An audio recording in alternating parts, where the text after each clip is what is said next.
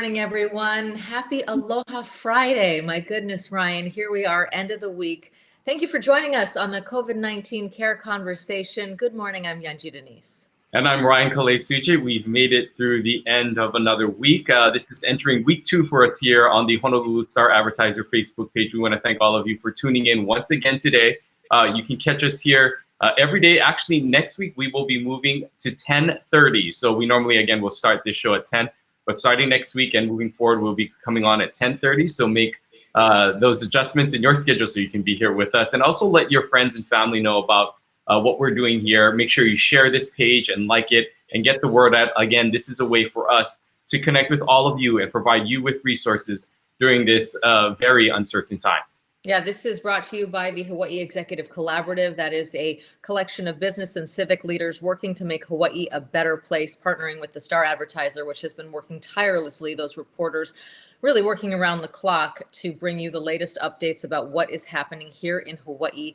We are so lucky this morning. We have Dr. Sarah Sarkis joining us in a few minutes. She's going to be talking to us about how we keep ourselves grounded mentally. There is so much stress coming at us, physical fears, financial fears, just, all being together in one house if you have kids, or maybe also if you're alone. There's a lot of different challenges no matter how you are facing this crisis. And so we've brought her on here to give us some things to think about and some tools as we head into what is going to be a pretty long month. But we always start with the count. And so, Ryan, let's get to those numbers. That's right. We were up, the state of Hawaii was up 27 new cases for a new total of 285 positive cases here in the state of Hawaii. Some significant statistics, Molokai seeing their first COVID-19 positive test that happened there, a resident on the island of Molokai. We're still waiting to get more information about that person as well. And we also know that we have the second fatality, the second death as a result of coronavirus here in the state of Hawaii, bringing that total to 2. So we're seeing the numbers continue to grow as state officials have warned people that these numbers for the rest of this week, as well as into next week, could be higher and that they expect that. But really, it's about what happens after that. But again, most significantly, the second death related to COVID-19. Also, yesterday, Honolulu Mayor Kirk Caldwell making a pretty substantial announcement. Yeah, that's right. He wants everyone to start wearing masks when you head outside. He doesn't want you to use those N95 masks. Those should be reserved for first responders, for doctors, for nurses, for the people in the medical field. But he is encouraging you to wear a homemade mask or purchase a mask, any kind of fabric cloth mask, if you have to, even a bandana just to cover your mouth. And that is really because if you are asymptomatic, you can still pass on the virus. And so he wants us to obviously slow down the spread of this disease. And one way to do that is to wear a mask. The mayor of Los Angeles made a similar call to action. And so now we see Honolulu following suit. We want to know from you also, do you plan to wear a mask when you step outside your door? Leave a comment. Let us know what you think of the mayor's mask order. Yeah, and it is something that we could actually see nationwide. There is talks that the president, of course, has encouraged people to use a mask, use a scarf even, as he said. But there is no official word that has come down from the CDC or from a national mandate that says anytime you go out to wear a mask. So we'll see how the nation and how the states will follow suit with this. But again, Honolulu Mayor Kirk Caldwell asking for residents to do that. Again, Dr. Sarah Sarkis is going to be joining us in just a few moments. We want to ask you to continue to send in your questions for her and any questions that you may have, because we know that this is a very difficult time for many people. And we actually want to bring her in now to kind of talk to us a little bit about some of the things and tips that she may have for people going through this difficult time. Good morning. How are you, Sarah? Hi, thanks for having me. We're so happy to have you. Dr. Sarkis is a psychologist based here in Honolulu. She has a fantastic blog. You can read more, drsarahsarkis.com. And we want to hear from you. So let us know what you want to ask the doctor. Let's just start off with what everyone is combating. This is an incredible amount of stress to be taking in all at once. Tell us your thoughts on that. Yeah, it is. And that's the perfect way to describe it. It's a stress. And we can have low grade stress and intense stress. And situations like this have both. Right, readjusting, like a home is sort of a lower grade for home learning, or both people working from home is a less stress than, say, the financial uncertainties. And so that is the primary thing that people are wanting to manage. How do I manage once everything that's familiar to me has changed? And thankfully, stress is an area, anxiety in general is an area that psychology does have a lot of tried and true techniques that work, that really are very, very, very effective. All the way from cognitive behavioral techniques to mindfulness techniques to shifts in your lifestyle that you can make where you'll get a real return on investment quite quickly, depending on how severe the anxiety is. And I think, for a lot of us, the anxiety is pretty high. It goes in waves. We have the fear of getting physically ill, like you mentioned, the financial stresses, and then the stress of just being home. What are some practical ways that we can, some practical things we can do to tamp down that stress? So when your body is feeling stress, it's really being flooded with these neurochemicals. The reason you're feeling that stress is because you have all these neurochemicals inside of you. And fear is very effective at sort of getting our attention. And we need our attention to be sharp, right? So I'm less inclined to say you don't want to feel that, but we want to help give you tools to feel it effectively, where your decision making can be crisp and clear and you can think through, because we're all going to have to make increasingly more decisions as time goes on in different domains in our life. So the first thing I always tell people is, first is chunk time. Don't think about next week. Right now, I wouldn't even say next week. In regular times, which we will return, like there is a reality beyond this, and we'll be shaped by it, but there is a reality beyond this. And I would usually say, like, don't think past a month.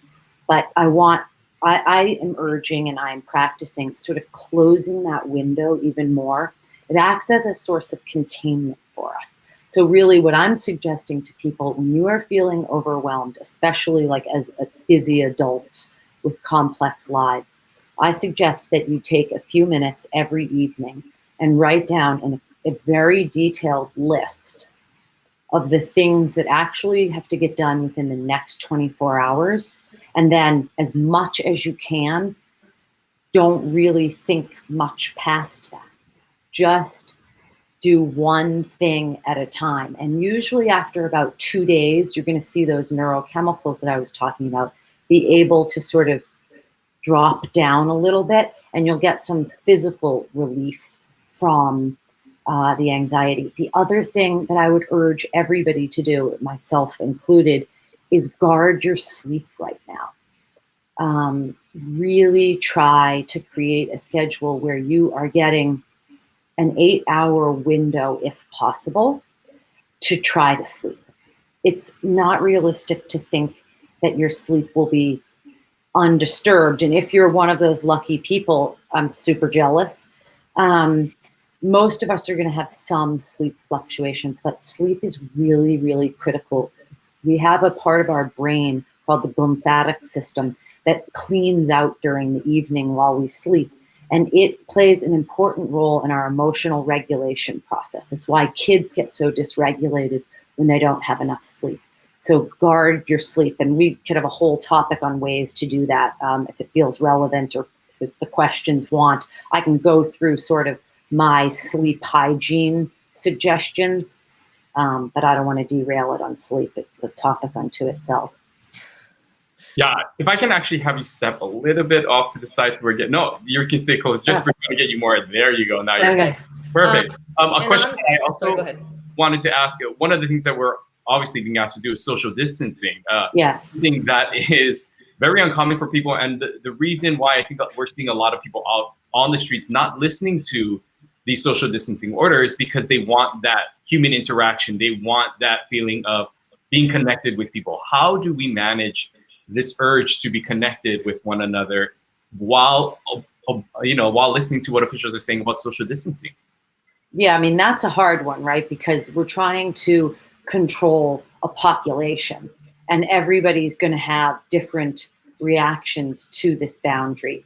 The way that I've been able to phrase it, at least to my 11-year-old and inside myself, is that as much as you can, although I am proud of the mayor and the governor of saying that getting outside is important, but with those social distancing guidelines, and obviously if you're sick, don't, and wear a mask now. I think these are great suggestions, but being outside certainly is helpful for mental health. In fact, sunrise light and sunset light is actually very critical to our mood, and specifically anxiety and depression. But I would say that the way that I've phrased it to help my son sort of metabolize and tolerate that we are having to sacrifice a lot of what we have come to feel is sort of our rights and typical part of living here in this amazing state, is that it's an act of service, that this is our service to our fellow citizens, that, you know, we take care of everybody. And part of that means that for those of us that are just lucky that we haven't been exposed to it yet, because that's all it is. It's not like specialness. It's just luck and good decisions. And the more that we can do that, we're really providing a service to the community. And for me, who has a real practical side of my brain, the more we do that right now, the quicker this will end. I'm not saying it's going to end quickly, but it is definitely going to end quicker if we all comply, and as best we can, and within making, you know, if you have a mask on and there's nobody outside and you want to go get some fresh air, then, you know, I carry on. But the more we comply, it is an act of service. It's a gesture of love to our community.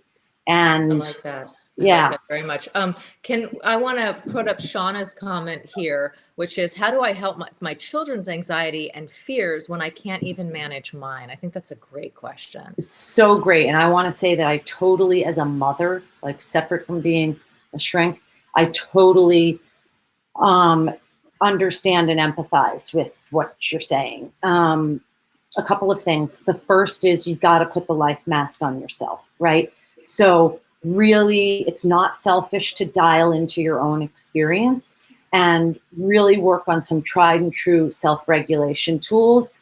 And we can provide show notes to a bunch of resources that have really kind of world-renowned practices, whether it's breath work or mindfulness or other self-regulatory practices that don't even involve working with a therapist. And then know that our feelings, our children are very attuned, almost it's a perceptual awareness and a tactile awareness is how attachment develops. So they're very attuned to us. So first off, I notice when I am better regulated, so too is my son. So let's give time for you to focus on yourself and have a daily practice of that. After that, it's also really helpful to teach your kids some of these tools. So I do a mindfulness thing with my son when he's sort of worked up. I've also started to do like a very sort of simple yoga practice out on the lanai in the evening with him. I let him pick the music and we just sort of do some breath work and some movement. So I think there's a lot of ways to use this time that some really beautiful family practices may develop from it. I like that too. Melody is saying, time starts going faster, but we do need relief. It's difficult to sleep. I know we could do a whole hour on sleep, but as quickly as we can, so we can get to as many questions. Yeah. What do you suggest when, I know in myself, when I lay down, it's very difficult not to dive into Twitter and then go and go and go. And suddenly it's 2 a.m. Yeah. Well, you and I will be talking about your 2 a.m. off air. That's no bueno. But what I would say is this, short and sweet. First of all, on my blog, there is a whole thing on sleep, and I go through an entire sort of practice of it. But my 10-second pitch would be this. Start guarding your sleep this morning for tonight and tonight for tomorrow night. It's a cumulative thing. So cut back on caffeine, Drink a lot of water, try to move your body, try to slow your mind down, and no tech for a minimum of 2 hours prior to bed. Do a puzzle, read a book. These are novel ideas, 2 things I'm doing in abundance right now. Hang out, play board games, do a crossword puzzle, do whatever, and watch your body sort of begin to regulate itself. And then, of course, phone is on airplane mode, or if you're nervous and you want your phone on the moon mode of the iPhone at least, so that people, if they call you twice, they can get through. But at least everything else is not buzzing and beeping and blah, blah, blah, blah, blah. And I would try that. I would also limit your water intake roughly 2 hours before bed too, because sometimes you can fall asleep, but then if you wake up, you can't get back to sleep. So try to, have most of your liquids in the early part of the day. That's a great practical tip that everybody can use, even beyond. Oh, and the one other thing I would say about sleep is it's deeply tied to light, literally to how light is absorbed through the optic nerve. So really start a practice. This is cheap and it's renewable. Every morning, get up for 10 minutes in any direction, get outside roughly when the sun is rising, and just let your body absorb it. And if you can do the same at sunset, you can even just stand, on a lanai or in a driveway. And there's a bunch of research coming out of Stanford on how, and it's scientist Andrew Huberman, and on how this really does impact our sleep. And it's a really cheap hack. I mean, it's deep science, but it's a hack to try to get back into a rhythm. One of the things that I think many are suggesting is trying to develop a sense of normalcy and a routine. What would you say about that? Because I find myself not even knowing what day of the week it is because going through this I know. Groundhog's Day going on here. Yeah. What would you sort of recommend in sort of developing a routine, and how important is that? A routine is really important. Anybody who's had a kid has come front and center with what it means to be unroutined.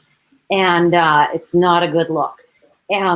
Containment is like an adult swaddle. It really is. And so every chance that you can to get a sense of routine is what it does is it relieves your own brain of something that we call cognitive load.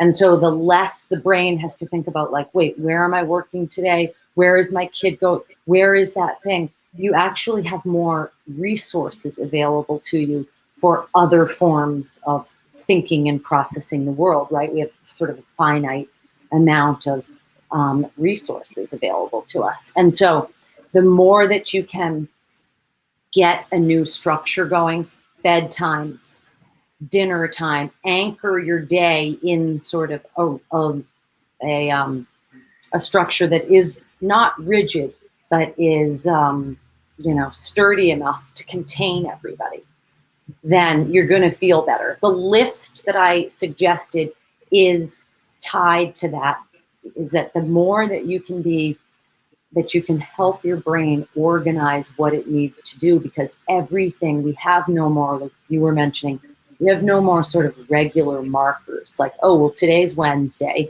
and I'm going to the office and I do this on Wednesdays, or Friday in this case. So those are all efforts. And if you do this consistently, you will notice the dial on anxiety begin to inch backwards. Yeah, I think what you were saying earlier about just focusing on the next day or two is really critical, because it's so hard for us to, or at least for me, not think, okay, well, this is going to be like this, and when is it going to be over, and then what happens, and 25% of the state is going to be out of work, and then what's going to happen, and that and so you project so far into the future. It's really hard not to do that. It's so hard not to do that. It's a practice of self-discipline.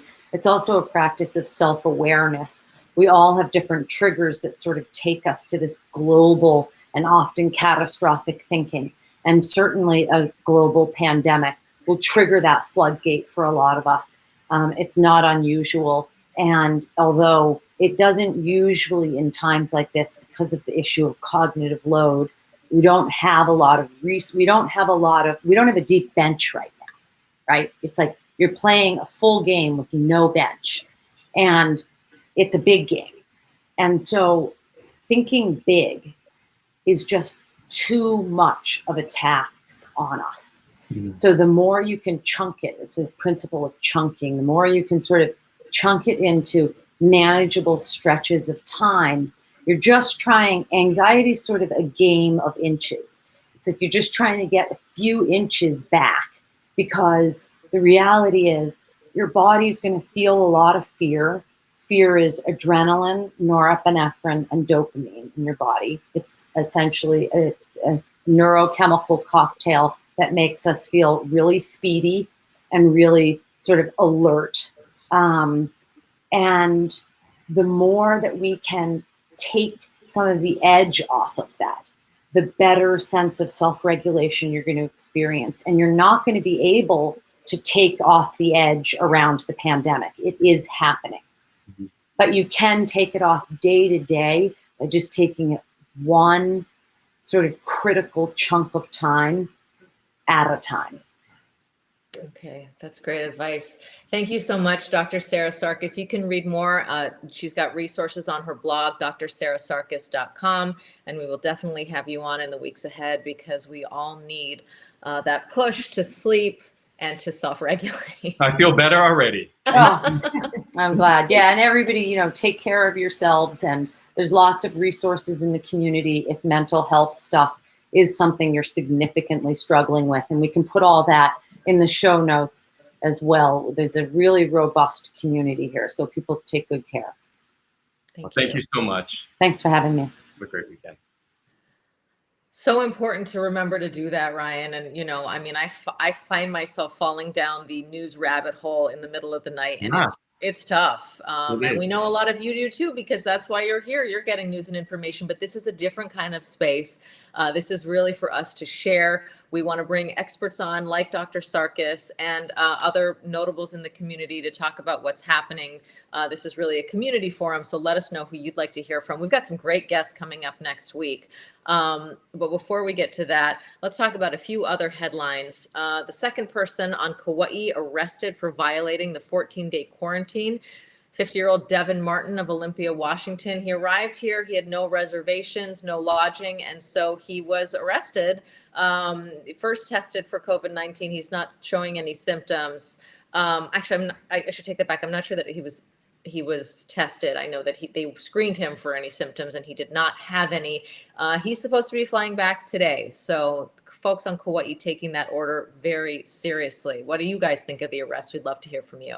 Yeah, and actually we're getting word of a second arrest that was also made. And so Kauai really taking this seriously. They were actually also giving out tickets on the beaches, where people were lounging on the beaches, and people were asking, what about the warnings? But Kauai police saying, you've been warned enough. So Kauai really putting their foot down with some of those mandates. And we are also an interesting article. I encourage you to check out the Honolulu Star Advertiser today. Grab a paper or check it out online about the number of homeless people that are actually flying here into the state because of the cheap tickets.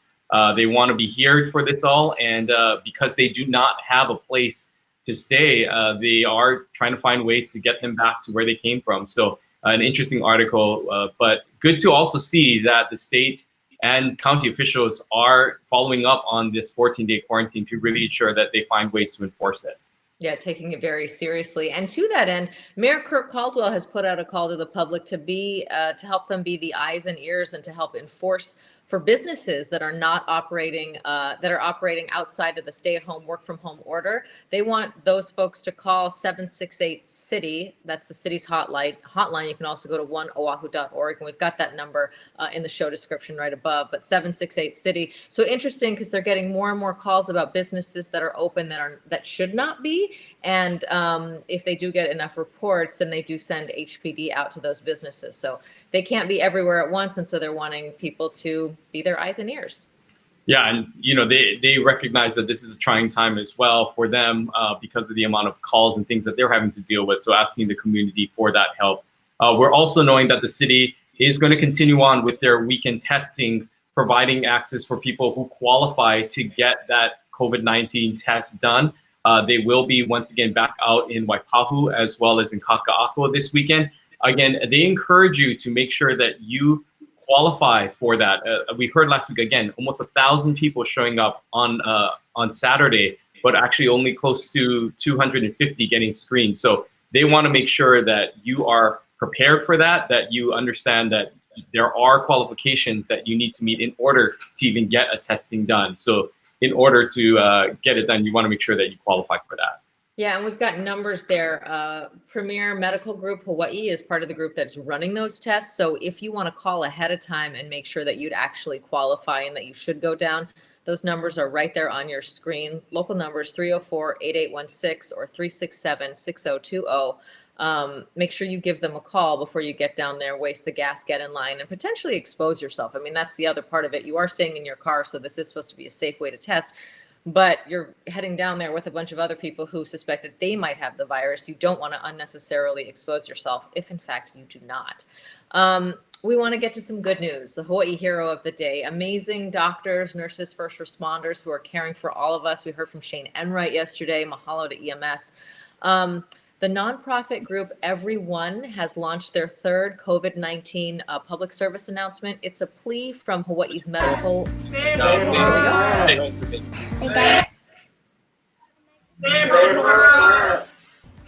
is an emergency doctor. So please stay home. So when my daddy comes home from work, then I can still give him a big hug like this. This is our first time trying to play you guys video through this platform, so excuse any technical difficulties. We hope you saw that, and if you didn't, go to everyonehawaii.com. That's Hawaii.com. They received over 100 selfie submissions with the message, "Stay home for me." Those are all of our frontline medical workers who are doing so much for us, so that that little girl can go home and when her daddy comes home, she can give him a big hug. That was a very touching video. So go take a look at that and remember to please stay home for all of those folks. And again, we want to encourage people. Another way that you can help is kind of actually helping to take a survey. The Hawaii Fights COVID.org is up right now, and we want to encourage people to take some time out. It doesn't take too long. It takes less than 5 minutes. And really, it's a way to kind of do a tracing to track where COVID-19 is here in the state.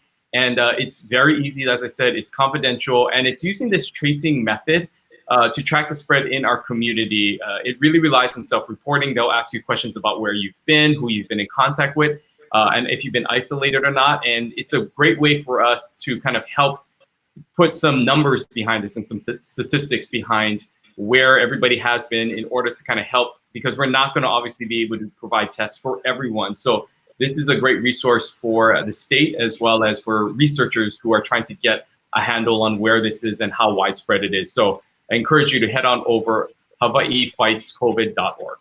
Yeah, next week right here, we're going to start again, as Ryan said, at 10:30. We have an all-star lineup next week. Senator Brian Schatz is going to be joining us, Mayor Kirk Caldwell. We've invited Scott Murakami back to join us. And also we're going to be starting off the week on Monday, 10:30 right here with Dr. Rupi. So you can ask your questions to her. She's an acute care medical doctor, an internist, and she can take all your COVID questions and also give us some tips about how to grocery shop safely and how to properly wear the mask and all that. So we're really looking forward. Again, Dr. Rupi, Scott Murakami from the Unemployment Office, Mayor Kirk Caldwell, and Senator Brian Schatz. It's going to be a great week. Yeah, that's right. So again, we want to encourage you to let people know. We want to hear from you. Part of the reason why we're having some of these guests on is because we know of the demand and the questions that many of you have, especially about unemployment, some of the medical questions that have been coming in. So we want to encourage you to go ahead and list your comments here. We can ask, especially for Dr. Rupi on Monday. She's actually going to be addressing some of the questions over the weekend because we had so many that have been coming in. You can also head on over to coronavirushawaii.com where you can actually type in the messages directly for Dr. Rupi. We have a section there, Ask the Doctors. We'll send that over to her and she can get you those answers right away. So you can head on over there. Great resource and a way to connect with her and a way to kind of ask questions for her to be here on Monday. So hope everybody has a safe weekend. We've made it through another week, and just want to continue to encourage everyone to stay home.